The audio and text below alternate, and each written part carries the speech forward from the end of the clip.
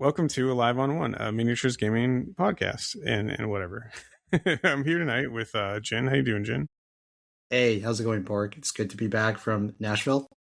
Oh yeah. And a special guest tonight too is of Book of Cagli Trostro. I almost tried, man. You almost had it. I remember from last time. We're here tonight, Jeff Troast. How's it going, Jeff? Hey, thanks for having me on, guys. No problem. So tonight we're going to cover all the things changed. Lots of playtesting going on, and since people will skip over this, I'm not going to have you announce your excitement for one model in particular. So we'll just dive right in. But we're going to talk about Convocation tonight. So you had an Alive on One moment, Jeff?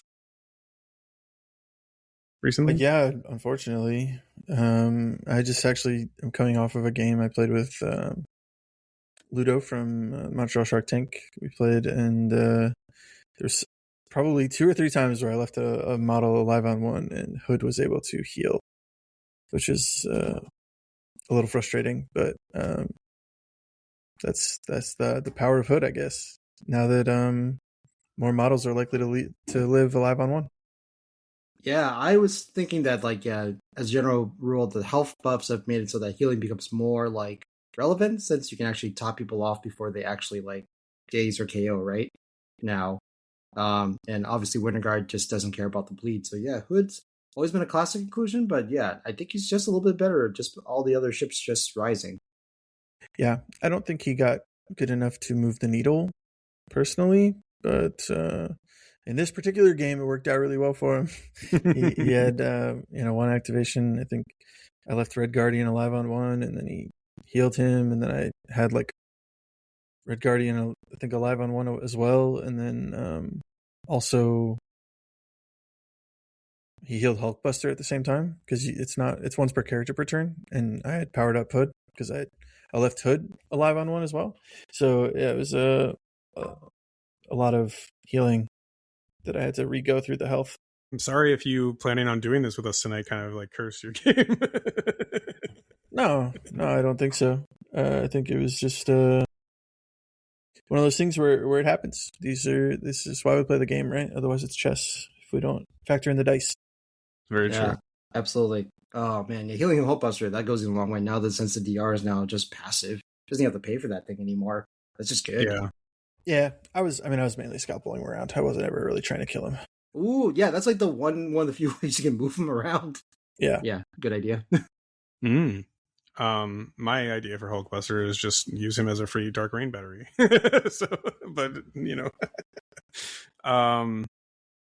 Cool. So our hobbying, I've actually been painting MCP again. I feel like this is a common thread for maybe a lot of people. I think someone that I have never seen paint showed that they were about to paint something. Was that you, Jim? Was it? Probably not, but I can't remember. But it's yeah. Go ahead. No, I'll paint a model once in a while if the tournament requires me to have it painted. I'll buckle down sometimes. Yeah, it was like someone in your class where I'm like, oh, they never paint, and then they posted models. They're like, I started painting today. I was like, whoa. So it is exciting though. I think I would. I don't know if I said this on air or not, but I had to go scramble through my bin of stuff to find my Sin and Viper models, who I bought, 3 years ago and never used. So, and they're unpainted. Surprise, surprise. So just kind of going through some older models and pulling them back out is pretty exciting. So yeah, they won't be unpainted for long. Those guys are real cool. I'm excited to see more what's on the table. Yeah. Although I am feeling conflicted because I guess Sin is also a Nazi, but I did not know anything about her character. She's a vampire too or something. So I always see dudes post up pictures of Sin and be like, I could fix her, and I'm just like, you poor bastards. But yeah, so exciting time still. Even we're only a week and a couple days from the updates, so exciting times. And then lots of stuff going on. You could have for a second. So Can you hear me now? I can hear you now. Yes. Okay. Mm-hmm. Yes, Okay. listeners. But you're excited, so yeah. Shall we move on to upcoming events? Yeah, sounds good. You want to do them? Sure. So a couple things we have already mentioned, but a couple new things we've added. So, reminder: Torchlight Games is having their GT. They're in Burlington, Ontario, Canada. This is on August the 22nd to the 23rd. Montreal Shark Tank will be there, our Canadian friends, and various good community members of the Ontario community. Go check them out. It's always a good time from what I hear. Next one, a little closer to home, in New York State, will be Millennium Games. They'll be having a GT on August the 29th in Rochester, New York. I believe Ben will actually be TOing that day, so it should be a good time. Next, I do also want to highlight an old friend of ours, the Alpha Omega Games. They're in Quincy, Massachusetts. They actually are starting up Sunday tournaments for MCP, it looks like, again. So the first one back will be on August 30th. And I think it's like 13 out of 14 slots have already taken. So if you're interested in a Sunday tournament in Quincy, Massachusetts, please check them out, Alpha Omega Games. That one's an affiliation battle too. I saw. Just Yes. FYI. Yep. That is an affiliation battle. Please make sure you don't play unaffiliated. That's bad. So next one, closer to home, Battle Standard in East Windsor, Connecticut. On September 26th, we will be having a standard tournament. Should be about 3 rounds. I believe I should be able to provide clocks that day, so it should be a clocked event for people. Currently, I think it's 11 people out of 16 that are signed up. We have some folks from New Jersey, Massachusetts, all coming up, so it should be a good time. I think like Art's coming up. I think Waller's coming up. Jeff signed up. Jeff, you're coming up for that one, right? Yeah. Yep. So super looking forward to that. And finally, we will always plug the Saint Laurent Open in Montreal, Canada on the 24th, which will be a GT, and that is at the Abyss that you can find on Google Maps. So, In Montreal. In Montreal. Did you say that? Yes. In Montreal. It's in Montreal. Yeah, Simon will be there. So at some point. I don't know if he's TOing that or not. That's still unclear. So you'll see Simon and friends like in some capacity there, and I'm hoping to make it there as well. The collective bunch of us will hopefully make it there. Okay. So tonight we got Jeff on here, and we're talking a little bit about. Would you say they're your favorite affiliation, Jeff? Yeah, without a doubt. Favorite character is definitely Doctor Strange. Obviously, you can play him in Defenders. That's where I first started, but I think Convocation's by far my favorite affiliation. Yeah, so there we go. We're talking about Convocation, and some exciting news happened over the past week. You want to tell us how stoked you are for this? It's kind of a meme, at least on your Discord chat, especially. Yeah. I've definitely been very vocal about getting Wanda affiliated in Convocation. I think it does a lot for the affiliation, but it's also another one of my favorite characters, and I don't think it ever made sense for her not to be there. Obviously, since I've started this campaign, there's been other podcast interviews where they've confirmed that she was and then got taken away because of balancing, so I guess that made sense, and the game is caught up enough that I guess they've allowed it, so I'm excited. Yeah. Congratulations, Jeff. You did it. You won. Like we owe you a cake or something. I did my best. Okay, so with that sort of that's a big change, but huge. Yeah, you want to walk us through actually, and the listeners through like why that matters, why it's such a big deal for roster, building and stuff like that. Yeah, I mean, the biggest thing is she can pay for cards, and she has access to the cards. She's a turret, so as everyone's seen with Blue Marvel recently, giving them any sort of movement can be pretty strong for the character. So she has access to Astral Ring, which is like pseudo movement, because it extends her threat range. It is a little bit awkward because it's not moving her character, and the throw still gets kind of left behind. But, I mean, you can still... The threat projection is kind of insane for 2 power. So as long as you're not interacting with anything round 1, you can pop it on round 2 if needed.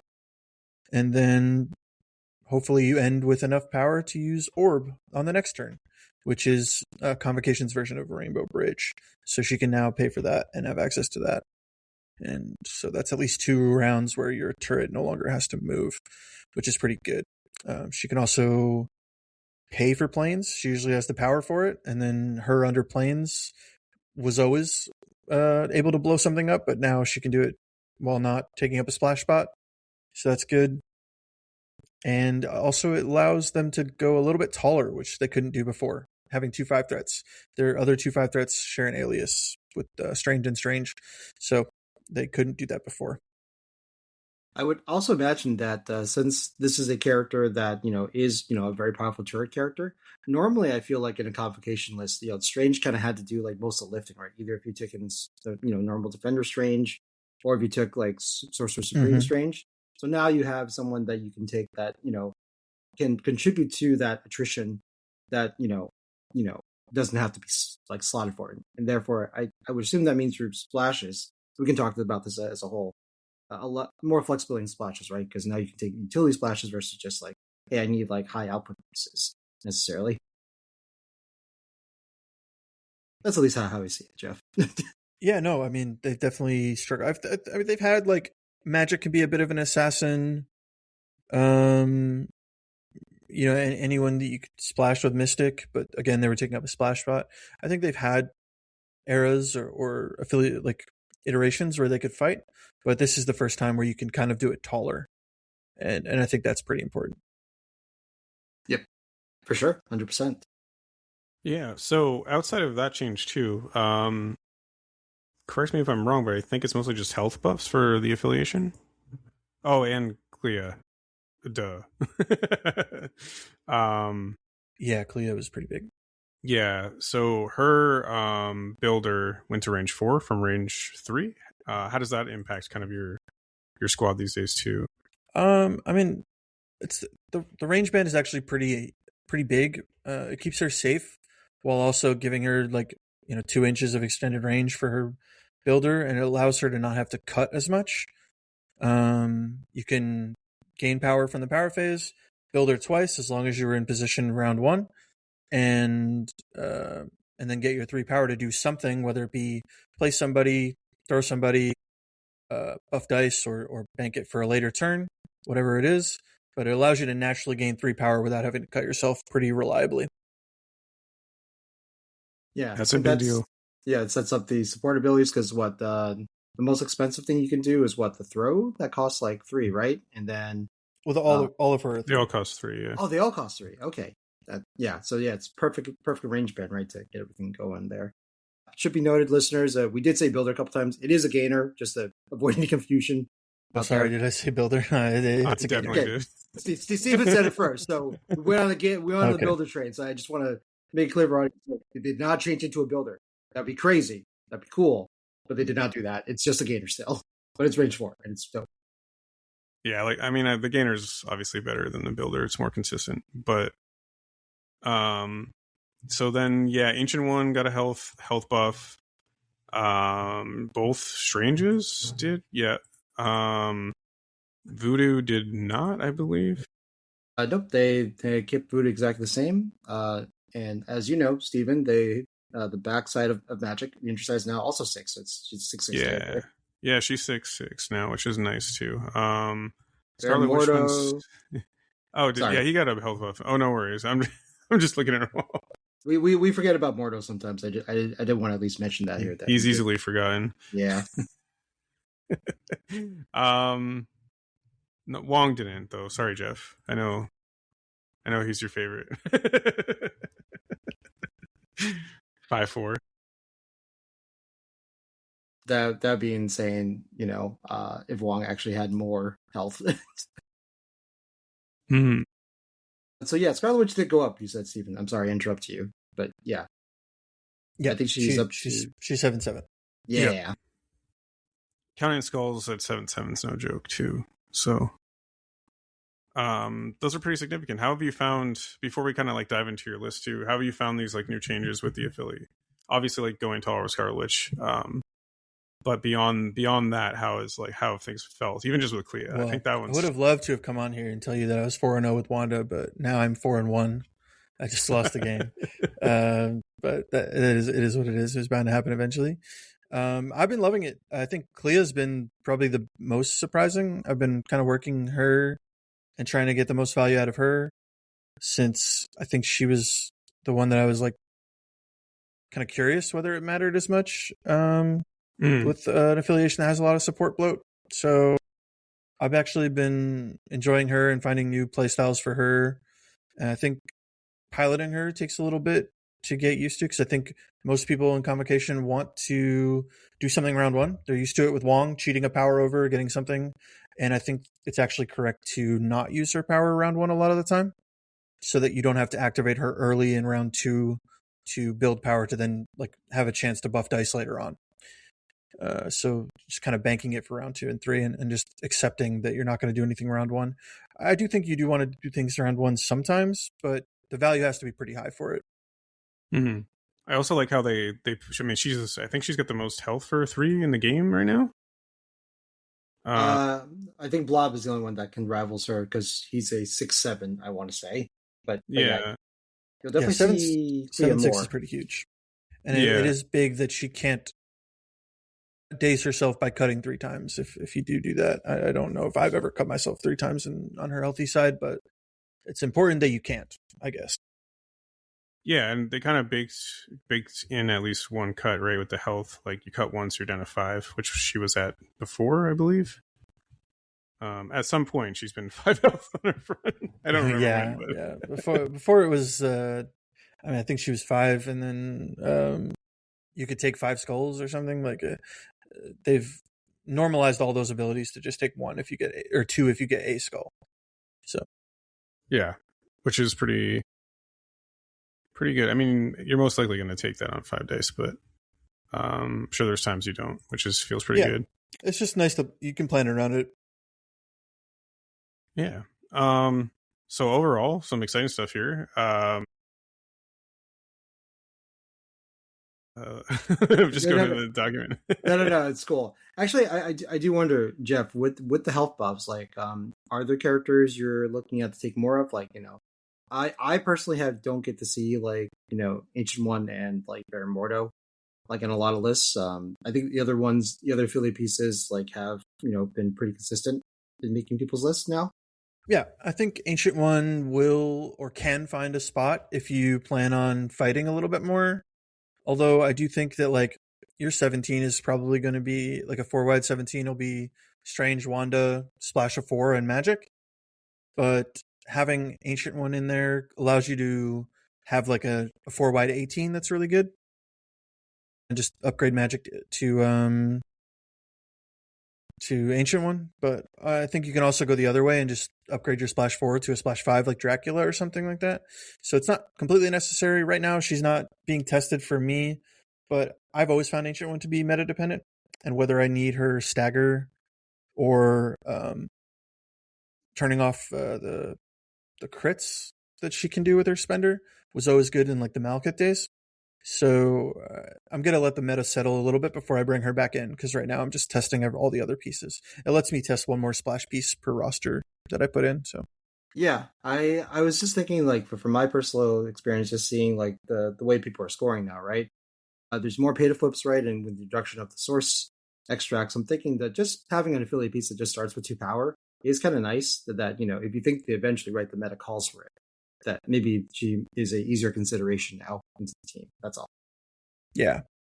And unfortunately, for those same reasons, with the pay to flips and sources, Voodoo is pretty down for me. I don't think they didn't get the health buff matters that much, and I still think he's an okay piece. But there's just so much source and pay to flips that he doesn't interact super well with. It's like a big power investment to then lose your extract at the end of the round anyway. So he's currently not in my list, which makes things a little bit difficult at some threats, but usually I can navigate around it. On the flip side, then, for Baron Mordo, since he is a guy that can just walk and power up, get some extra power in the bag, like, do you think he has a place at all, you think? No, Baron Mordo is a trap. If you're trying him out, it's like a canon event for Convocation players that are new. They try to double boost with Clea and Mordo, and you cannot convince them that it's not good until they put it on the table, lose like 50 times, and then finally come to the conclusion themselves. On paper, double boosting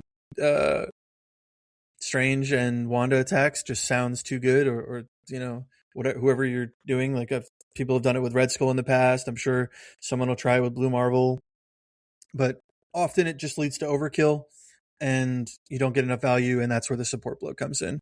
So unless Clea becomes falls flat on her face for some reason, Mordo's not even on my radar.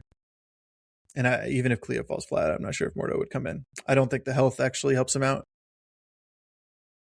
Yeah, no, I think he does have some fundamental flaws, like in the first place. Just like his attacks are starting to show his age as well, so hopefully they'll get looked at a certain point. But yeah, good talk. Yeah, I think maybe the only way I would see Mordo come in is if there was a way to pass out a bunch of conditions, which sure, Wanda can do. And it's like this cool interaction where Wanda makes them so that they can't shake them, but Mordo can soul barb and pass them around. So maybe if Convocation gets some sort of condition spam character or something, then maybe it can be tried out. I don't know. But for right now, he's just on the bench. He's a little under. That's fair. But he's wearing boots. He loves his booties. Dude, I really love the Vaulting Boots of Valkyrie. It's one of my favorite superpowers in this game. But yeah, it's on a model that is victimized quite a bit, I think. So to be determined. Yeah. The 2 physical defense has really been catching up with some of these models, I think. Yeah. You have to, I don't know. I guess like AMG, when they looked over everything, I don't know, I don't know. Like he feels like a piece that was missed. So, yeah. All right. So how about you want to walk us through your current roster? And obviously like you can make space for, things you're just testing or where some other options you could have, but. Sure. I'll talk about my roster that was at the event. I did change like one of the models, I think, and maybe some crisis around, but starting with Strange, Wanda, and Magic, I think these 3 should be in every Convocation's 10. There's really just no reason not to have them. They make everything work, and it's really hard not to fit them in. Next would be Clea and Wong. I'm actively looking for a reason to drop Wong, but for right now, he enables some of my 17s and 16s. And I think there's a way to do it with an unaffiliated 2, but Wong's been good enough. So we'll see. For right now, now he's in. Like I'm down on 2s in general. So like sure, Toad could do something for some 17s, but I mean, Wong, and just to be clear, randomly pretty tanky. Are you talking about next Strange? Which Strange are you talking about, Jeff? Sorry. Sorcerer Supreme. Okay, just making sure. Yeah, he's pretty much the reason to play the affiliation. He just brings so much. And so that rounds out my affiliated characters at 5. So I have 5 splashes. I have 2 3-threat splashes, one being Mysterio. He's been really good for me so far, but he can't play pay to flips, so I have slotted in Bast over Ironmonger. Ironmonger was in for the tournament, but I just never got on pay to flips, and I wanted to try Bast. I think he's randomly pretty offensively threatening when he wakes up. If you still have plane available, you can get like a really big finisher off, maybe 2 of them, and get like 4 attacks and a pounce or something like that. So on top of being really good pay to flip, so he's in there. Other models that I could try out are like Lizard. I'm not going to get too much into like the possibilities. If anyone's interested, I did put out a video that's just me yapping at my screen, and you could listen to me go through some of the different possibilities. And then also on my list is Emma Frost and Enchantress. These are my 2 4-threats right now. Emma Frost is taking the Shang-Chi slot after he got a little bit nerfed, and I think he still synergizes well with Convocation, and he's a decent model. But Emma Frost has been an absolute rock star for me. Just like turning off reactives and moving people around, as well as being a tanky extract holder as well. So she's been great. And then Enchantress kind of fits in with my 5-threat splash, which is Loki with the Mind Gem. I'm kind of going with like the heavy bow and scalpel angle, so I could just reposition the battlefield as I see fit. And that's been a really strong playstyle for me. That makes sense. So the next question kind of is, we'll come back to your roster obviously too, but is so you know we I don't know how to phrase this. You think of like something like X-Men, right? Like right now, Storm X-Men's pay to flips, basically like extraordinaire.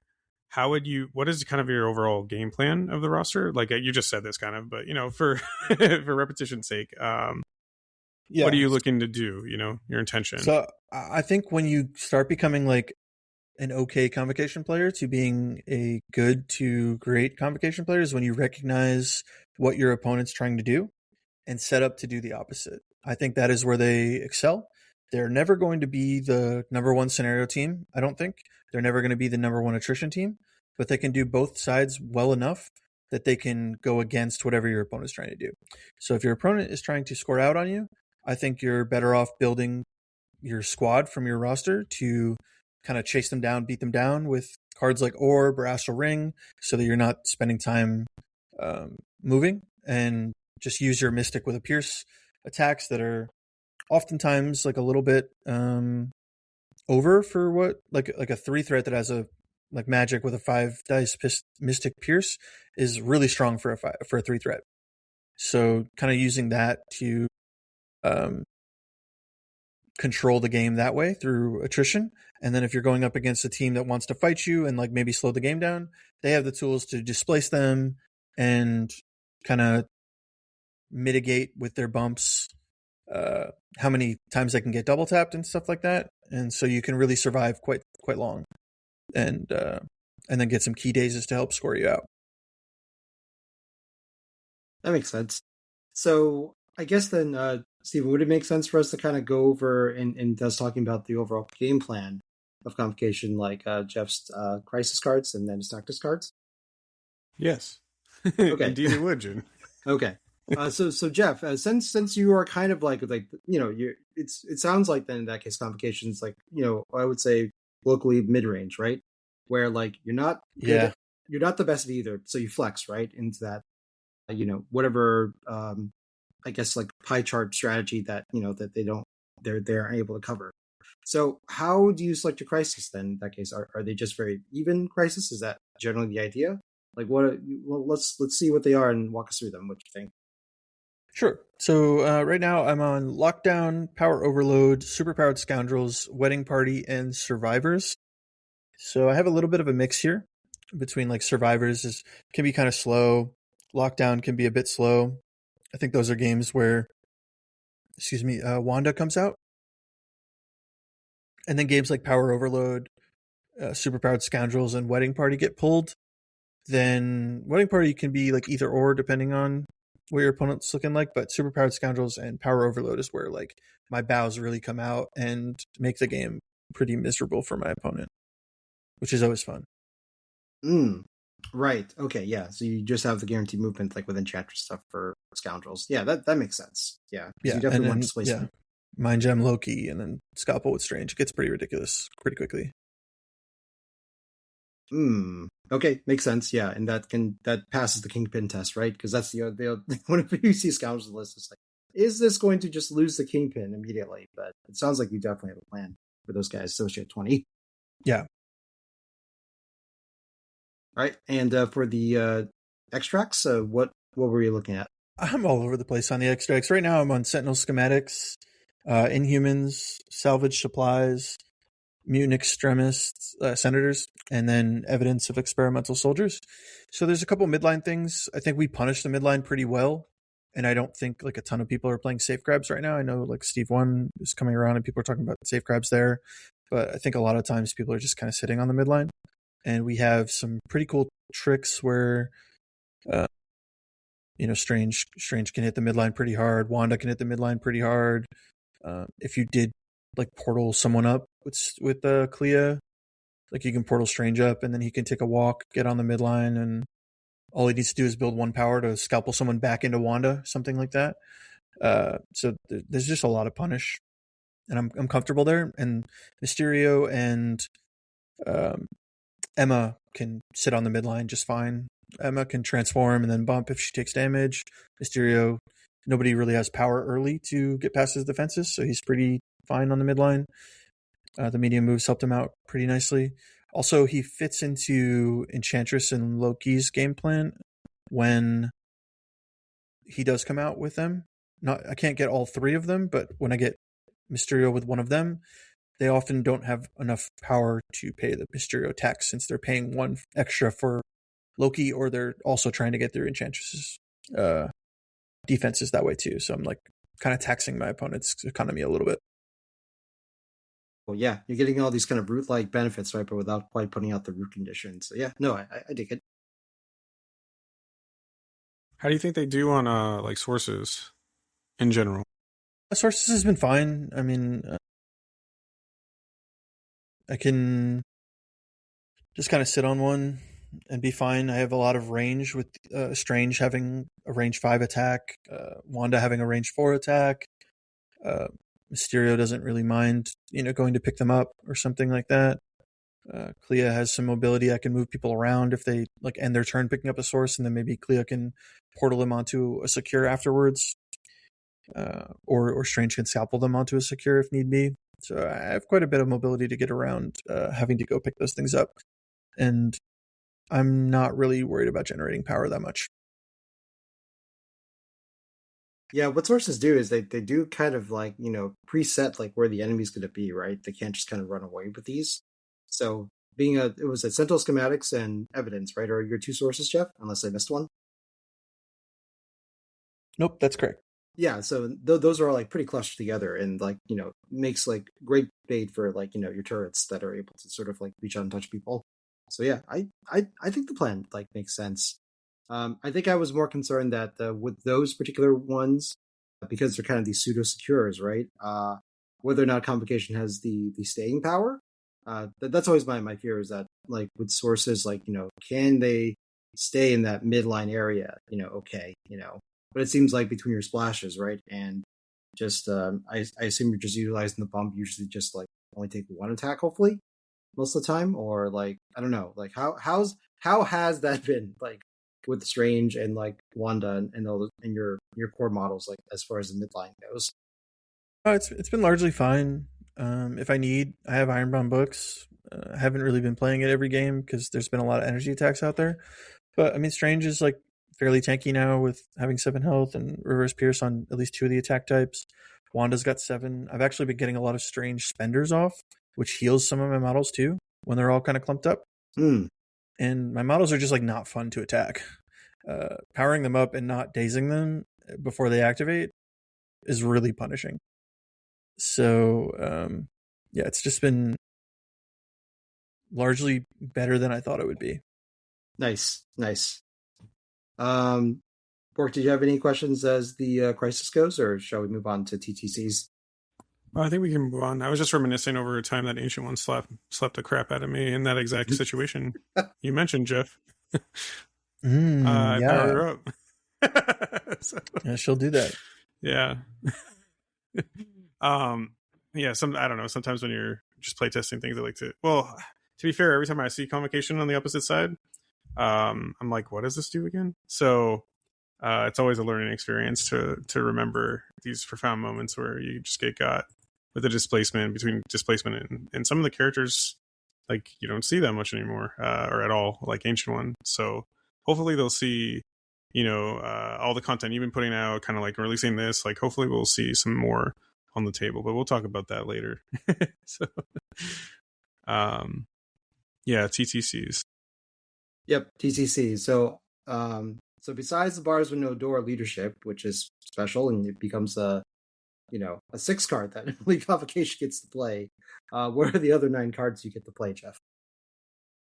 Yeah, that is true. Definitely put your leadership in your 10. I recommend it.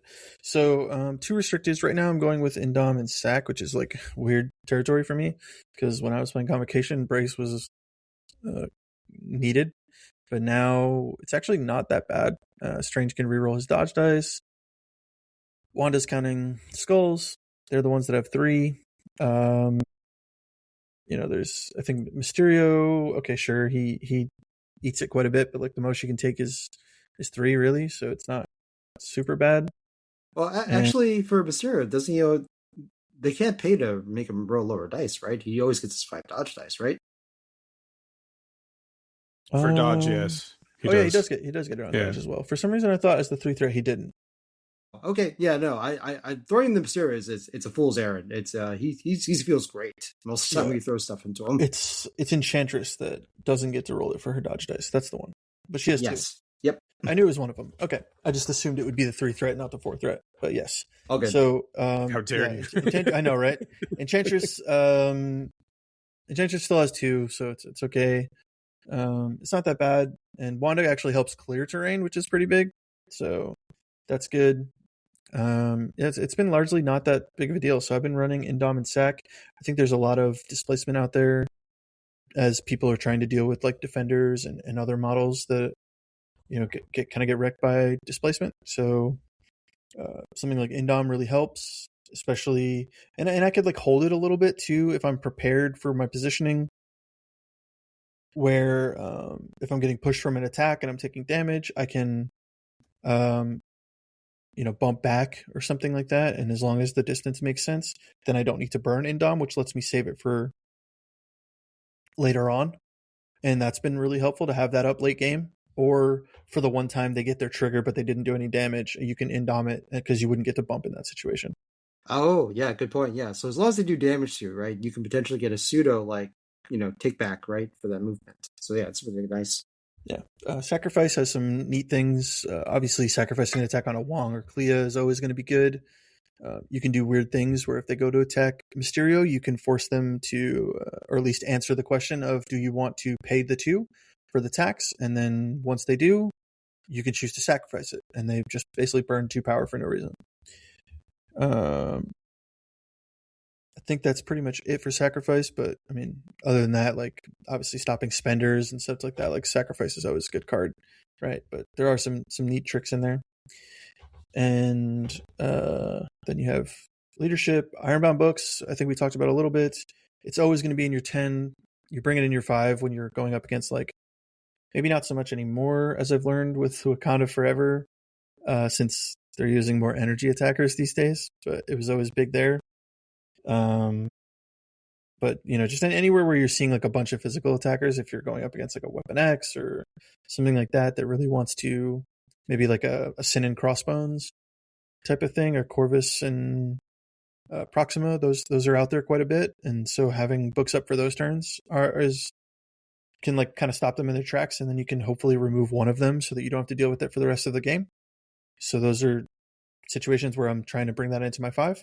Plane of Poldock is our version of Dark Rain. It's in every single 5, so it's actually shows up more than restricted cards. I'll often leave one of my restricted cards on the bench and bring Plane instead to fit other different cards. It's that important. It's definitely an every game card. Yeah. I have no more mutants. Oh, sorry. And unlike Dark Rain, like the fact that any Mystic attacker, right, gets a benefit from that. So in a way, yes, it's kind of even more friendly, right, than Dark Rain in the combo list. Yeah, for sure. Definitely the way I played it. That's why like Bass is in there, Emma's in there, Enchantress Suspender, sure, Mysterio if you really need some damage. Those things. I think Loki's Spender as well. I don't know if I've ever used it, but it's there. And it's nice. It's nice to have, and you have plenty of models that can really pay for it. So it's just there's always going to be times where you're just like, I really need to daze this character, and you can just take him out. And then if it's like Wanda, you can just like look at a She-Hulk or a Hulkbuster and just be like, okay, it's time for you to go, and you could just wreck them. It kind of gets really ridiculous when you're counting extra dice face. No More Mutants is another big one. If Wanda's in the game, No More Mutants is in the game. It's pretty much staple to our character card at this point. Orb we've talked about, as well as Astral Ring. They both have their uses. Sometimes I bring both of them. It does get hard to fit them though, so it's usually one or the other depending on maybe the scenario or where, like how early I'm going to plan on using it, or if anyone else might need it. And then I have Grand Illusion and Journey Through Limbo right now. Those ones are like in and out. I don't think Grand Illusion just often doesn't fit, which it sucks because it's a really, really good card. But right now it's just really hard to fit in 5. And Journey Through Limbo fits a little bit more easily because I'm almost always playing Magic, so it's just nice to have a character card to throw in there, and it's extra displacement on those maps where I'm playing with the bows and such. Yep. Sometimes it can be used for the allies too, which I always think is just a fun application. Yeah, I used to use it a lot on Voodoo actually, since he was Incinerate immune. But you could use it that way, and you could also just like pull someone in and wreck them with a Plains turn as well. If you don't think you're gonna get them and they've already been activated. I used to do it on Hulks, but not so much anymore. Well, Hulk Busters maybe. There you go. yeah, Hulk Busters. I mean, they might just die themselves if you just activate Wanda and Plane. But if you don't think your Magic's gonna do it, you can plane them in or journey through limbo them in, playing them, especially if they've already activated, and then they're just gonna take it for the rest of your team. Hulkbuster can't stop places, right? It's just he has Indominus card now, right? Yeah. So advances and places can still move a Hulkbuster. Okay. Well, there you go. Then what I said was intelligent. Yep. Jeff, any thoughts of Whims of Chaos for Scarlet Witch since she's now? Yeah. It was in my list. It could come in again now I know it would be Grand Illusion and not Journey Through Limbo. It was in there before Journey Through Limbo while I was testing because I kind of already knew Journey Through Limbo was good. I think it's going to be very good if there's teams out there that are dropping conditions or like a shock or a stagger on Wanda and you really need her to pop off. You play that card. Obviously the other side of it is rooting and hexing or incinerating models, but I'm more interested in the cleansing your teammates of status conditions right now. And if I see teams handing out a lot of stagger, if like for some reason Shang-Chi's hitting his new trigger a lot or there's a lot of Black Cat in the meta, then it'll come in for Grand Illusion for sure. I think you can definitely run that card. It's a very strong card. I mean, people ran Cosmic Obliteration all the time, right? I mean, do you think that's good in a Defenders too? Like by the same vein? Clearing the hexes? Yeah. Probably Hex, Hex is decent, but I'm not sure I would care as much as like a stagger or a shock. But I mean, I would still use it for that. It's just like you lose a lot of value because it's just going to get reapplied to you so quickly. Right, that's true. So I would more so use it for like the one-time cleanse and then pop off and then like hopefully destroy the model that was been shocking me or staggering me or something like that. But it's still useful there. I'm not sure if I would care about my other cards more. That makes sense. Yeah. Let's see. Was there a Convocation card that you did not take? Like I know they have like a whole bunch of them. Like I'm trying to rethink now. Did you say both? The card that my YouTube channel is named after, the Book of Cagliostro, I have not taken. Oh, right. That's the you could reactivate somebody, right? Yeah, it's a little bit tough to put together. You need like 3 models within 2 of each other or something, and then they all spend 2, so it's a total of 6 power.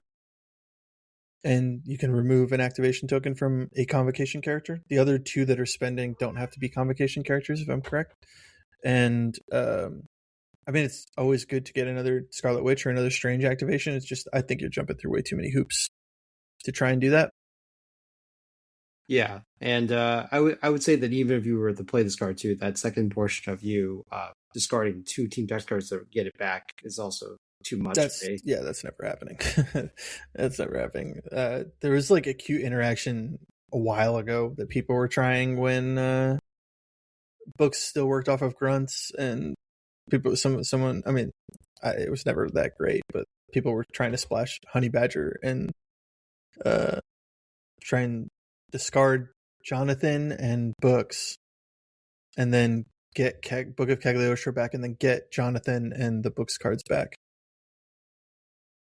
Oh, right. Yeah. Because you can get them back. Yeah. It's like that's now you're jumping through way too many hoops. But I mean, I guess if you're playing with your friends and you really want to go for the Yahtzee, there it is for you. You can try that, and like I don't know, sacrifice an attack into Wong now to try and get his KO to bring the books back and all that other nonsense.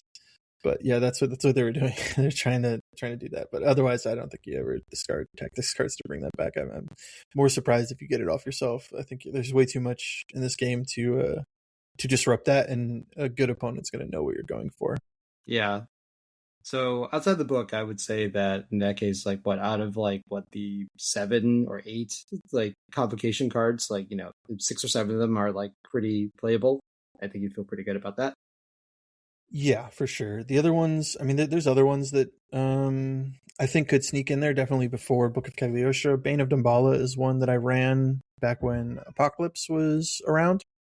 And I was basically using Bane of Damballa and Loki with the Mind Gem as well there to put up my root aura so that they had to spend more for their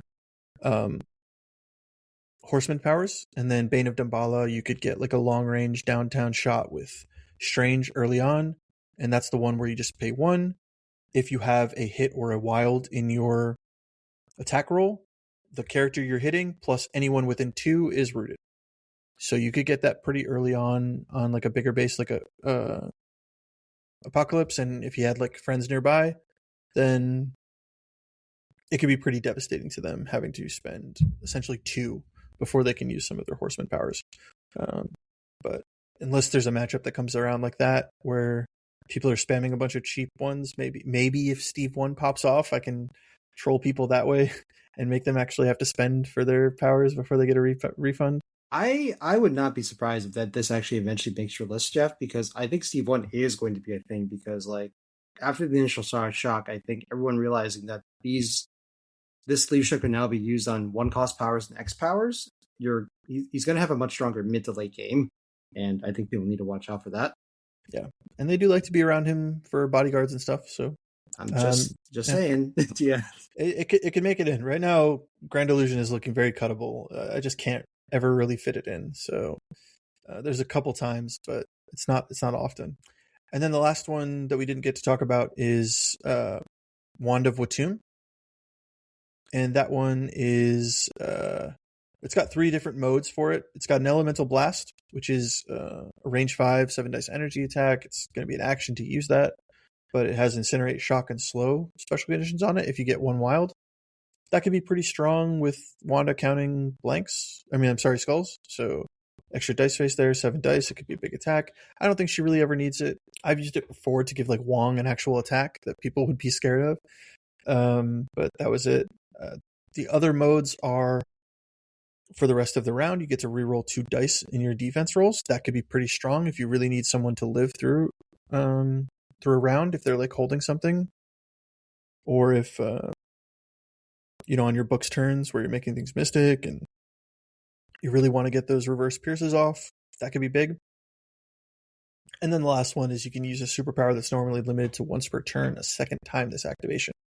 So notably, it does not count for Scalpel because that's not limited to once per turn. It's once per character per turn. So you can't use it to like unlock a double Scalpel on a model or something like that.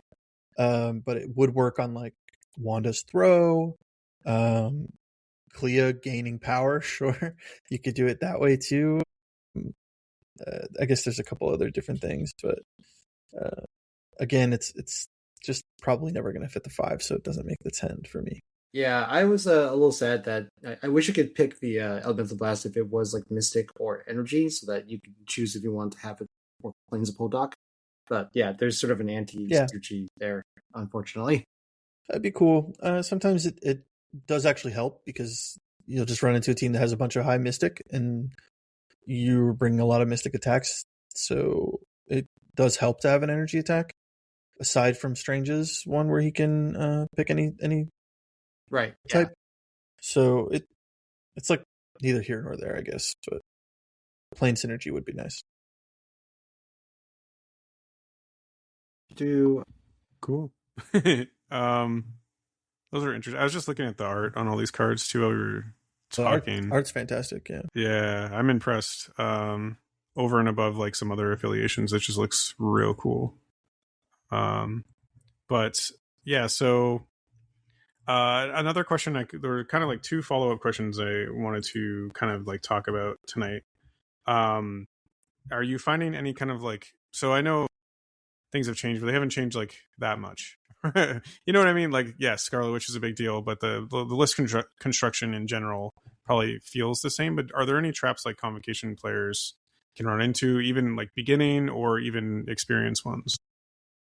Yeah, never play Wong and Clea at the same time. That's a recipe for disaster. Probably just never play Mordo. Like I talked about before, the double boosting with Clea and Mordo is probably one of the biggest traps. Even with now that Wanda is counting multiple dice phase, I think boosting in general, boosting dice can be, it's like okay when you have like a Pierce attack. So like Strange with his reroll all, maybe Magic if she really needs to generate some power, or if you like really need this daze. Scarlet Witch would probably be the only one that I'm consistently dice boosting, and even then I'm not dice boosting like every turn. So I think that it's important to think of Clea as more of a support piece and not just a dice booster.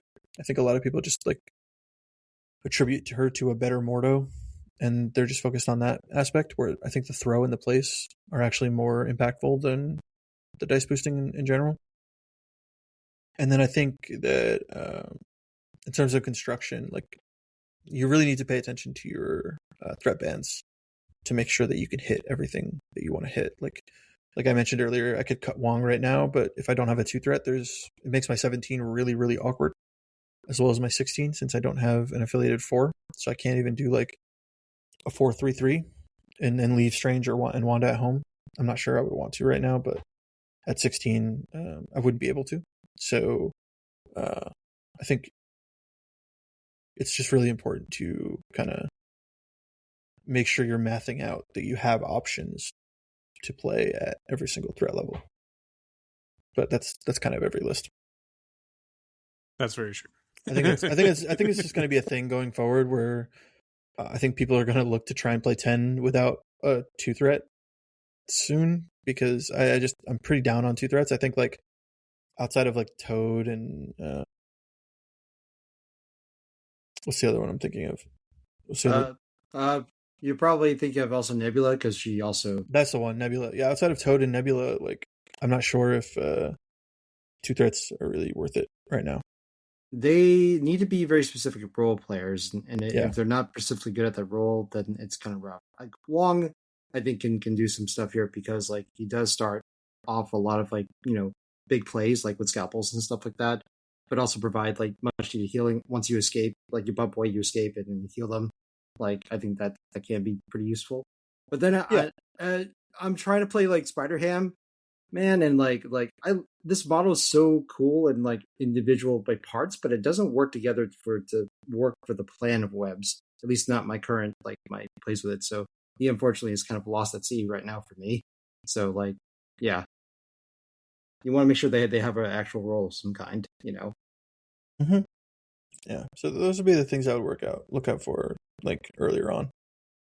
I think like a lot is up in the air. I'm not going to sit here and pretend to know what the 10 should be or do's and don'ts. I think there's definitely like gold to be mined everywhere, not just in Convocation, but yeah. So if you really feel strongly about something, don't take what I'm saying as like the concrete truth or anything like that. I try and do that a lot with my videos, and try and like express different options, and I'm trying to encourage everyone to kind of think and explore, rather than just tell them, hey, this is what you should be playing, because I don't know what you should be playing. I can tell you what I think and how I came to that process, but I also want to, you know, encourage people to explore other avenues and stuff like that. Is that what's written? Except for Mordo Clea, that's 100%. Like, don't do that. Whatever you do not do this. As was written in the book of Troast overall.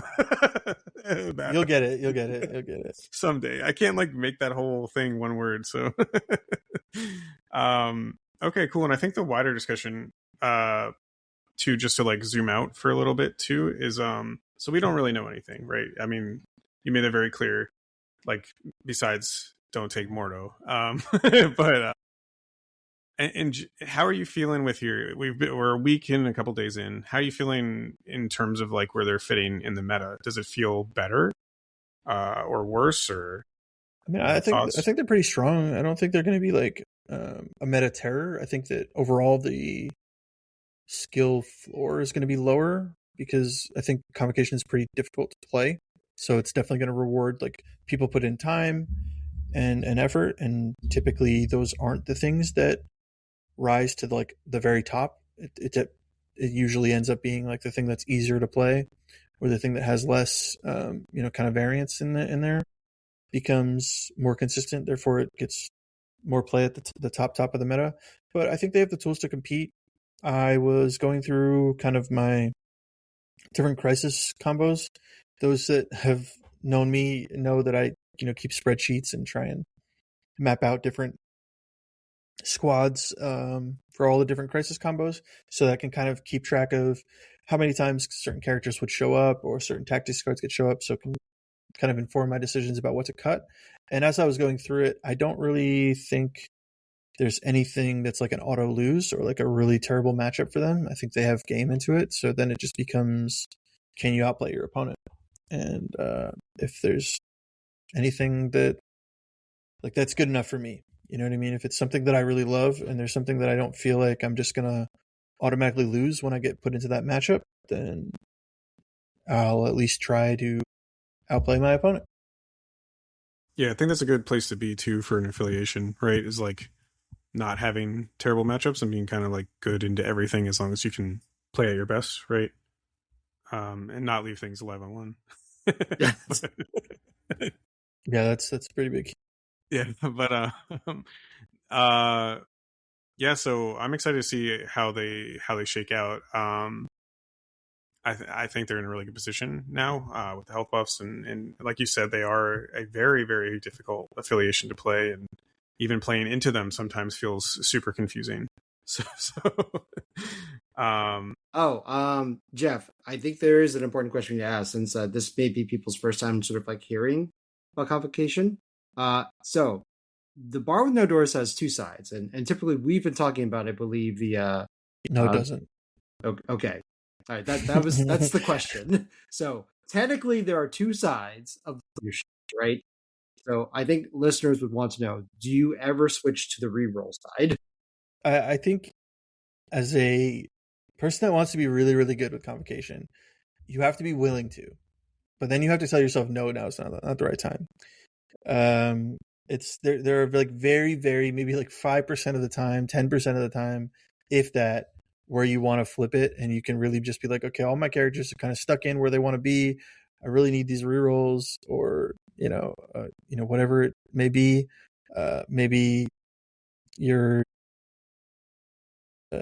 opponent has prio, and the only way you win this game is if Strange lives through this turn. So sure, pop it so that he gets the defensive rerolls or something.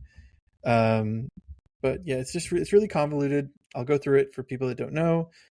Basically, if you're using a Mystic attack and your opponent is unactivated, you get an offensive reroll. And if they're attacking you, any type of attack, and you are unactivated, you get a defensive reroll. So it's just it's like really tough to get your rerolls versus other leaderships, and I'm not totally convinced that we get so much out of those rerolls unless like Books is also up, so you can try and get more Mystic reverse pierces on either Magic or Strange. Wanda likes them because she counts extra dice, but it's just like then you shut off your bump for a whole round. It also randomly hurts how effective, especially if your leader is Strange, because you can put it on whoever you want, but it can like lower your 10 power turn quite a bit, because normally like you could have this really pop off turn where you scalpel yourself in and then spender, and if you have to spend to flip the leadership so that you would get rerolls on that spender, you don't have enough power to do it. So it's like kind of awkward in that sense as well. Maybe if it was free, I'd consider it more often, but I don't think it should be free. I think it's fine how it is. It's just not something I really want to use. The bump is just so impactful. There are things that as you play Convocation, you'll learn that even if you can't get out of range, there are other things you can do, like giving yourself cover for the next attack, bumping on top of a building so someone can't throw terrain into you, bumping into sacrifice range for the next attack. Like, there's just so many different possibilities you can have with a bump that you really, really, really need to be sure you're not going to need that bump before you flip that leadership. Yeah, I think there's a lot of skill expression, right? And just trying to master the bump reaction side itself in all those examples, right? And sometimes even you offensively. So like I'm thinking like Scarlet Witch was just within range 4 to attack people, but then someone attacked her, and she was like, okay, well now I can bump forward, and now I'm in range to also throw stuff at you. Like these are all like little applications of that, and then characters like Splash Dracula that can like bump towards the guy and like attack him with his counterattack. For instance, a lot of fun things you can do with the reactive bump. Is what I'm saying. And I would agree that the power cost it would take to, assuming listeners, you're starting your leadership on the moon side, which I think the moon side is the bump side, right? If you don't know, it's the bump side, right? No. Yeah. Okay, I thought it was Circle of the Cosmos. No. Circle of the Cosmos is the bump side. Moons of Munipur is the reroll side. Oh, my bad. Yes. So you typically will say, listeners, you should start in the Circle of the Cosmos side, and that will be probably where it should stay, either the whole game or most of the game. And that's where you want to like get used to the bump and all the tricks and threat ranges, in or out and stuff like that. Personally, I could see that like maybe if it was like it's late game, and you evaluate all the important pieces that the other team has, and everyone's just like they're on 1 health or something, then maybe like a reroll would be worth it. But it's a very niche situation where you want that, and as the round goes on, the leadership becomes less strong, right? Because as models activate and whatnot, there's just less and less reroll opportunities that you have. And that's also a real thing too. Whereas like Circle of Cosmos is always active, right? It doesn't matter who's gone or what. Like the bump is always an option you have, assuming you survive the attack. Which is interesting. Yeah, it's definitely something that it's like my only out here is dice, then I'll flip it. But I try to not let myself get in those situations. So it's something to remember that you have. Absolutely. I was kind of joking obviously when I said there's no second side to it. But I think that a lot of people get caught up between when they should flip it. When you're first learning Convocation, don't flip it ever. Let that come with time, and just pretend it doesn't have a second side. That's my advice to new players. Yeah. I think once you progress further and you start understanding like board states and like if a daze or KO is going to matter a lot, then maybe that's going to be something you do like late game. But as long as you're not in danger of like immediately losing, I think at the beginning of the round, I think for the most part people can probably keep the Cosmos side just to for the majority of their initial duration of playing Convocation. So just want to throw that out there. There's 2 sides. I get this question all the time. It's like, so when should you do this? And I have to tell people, it's like, you kind of should keep it on this side most of the time. Jian, fun fact, even if someone listens to this episode, I bet they're going to ask you again. That's what we're here for, Bork. We're here for repetition, and until we drill good lessons in the people. So Jeff, also any kind of like last things you want to say? I'm assuming you're still off the high of the recent announcements. So no, I'm looking forward to playing them a lot, exploring a lot, trying out different things. If anyone's curious or wants more explanation on certain things, as I mentioned, I've been putting out YouTube videos. I'm starting like kind of a new series there, calling it Wizard Wonderings, and just kind of throwing out my thoughts on different aspects of what's going on, and just kind of trying to promote more thinking, and trying to encourage others to join as I tinker, rather than just saying like, hey, this is how it goes. So my YouTube channel is Book of Keckley Toastro. Maybe you guys can be kind enough to link that in the show notes, since I won't be able to say it, but we can link it. I'm sure people can't just spend it. It's just Book of Keckley Toastro. I threw toast in there instead. I know. I don't know why it's so hard. but I can definitely see why some people might not be able to spell that off the rip. So yeah, that's there. There's also like kind of like a little opener. No one was there to tell me to stop yapping, so I talked for like 90 minutes. So it's a long video. Just skip around. I don't expect anyone to watch it all, but if there's something relevant, maybe it'll help you out. And then the other ones are supposed to be smaller chunks. So the first episode was like 30 minutes still. So maybe I need to have a timer or something to tell me to shut up. I wonder what happened if we let you and Jian just go. That's pretty much it. Jian and I have had very, very late night conversations after a game that almost take longer than the game itself. So it's like we probably could have just played a whole ass another game. Yeah, exactly. But yeah, that's what I'm looking forward to the most is tinkering and trying things out. So I'll be playing some TTS games. Obviously, I'm in lunch meet, looking for pickup games, and then in person as well. So that's what I'll be doing. Awesome. Any other places you would like people to find you, Jeff, and any of your other content, or mainly just the YouTube channel?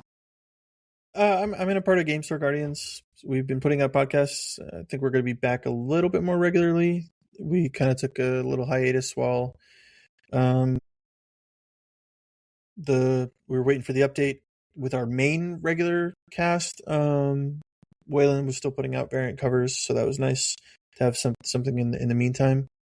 And I'm sure he'll be back on that as well as streaming. So anything Game Store Guardians related, I'm there. I'm in like all the Discords. If you message me or ping me, I'll probably show up because I get bored at work very easily. I know that feel. Thank you, Jeff. Yeah, no problem. Yeah, thank you so much for joining us. And I guess without kind of further ado, you can join our Discord below. Link below. We'll have links to Jeff's YouTube as well as Games for Guardians link below as well. Email us at 11one@gmail.com with any questions. If you have any questions too, and you're in our Discord, Jeff, I actually don't think you're in our Discord. But send me the link. I'll join it. I'm in so many of them. It doesn't matter at this point. I know. I tend to like join and mute now every single one. So. But when someone tags me, that's it's a game changer. Yeah, I never know which ones I'm in and which ones I'm not. Yeah, it's all good. We'll have an RSMP link below as well. Please leave a review on Apple and Spotify or wherever you prefer to listen. Our affiliate, Huge Miniatures, links below as well. And again, Jeff, thank you so much for joining us today and talking about something you're clearly very passionate about, this affiliation. So we appreciate it. And I guess without further ado, Godspeed, Scarlet Witch, Sorcerer Supreme. Jian wrote that. Sorcerer is Supreme, actually. Sorcerer. Jian was wrong. Listen, I'm looking at the comic book title right now. It says Sorcerer Supreme Scarlet Witch, okay? Okay, Jian. All right. Thanks, everybody. Have a good night. Good night.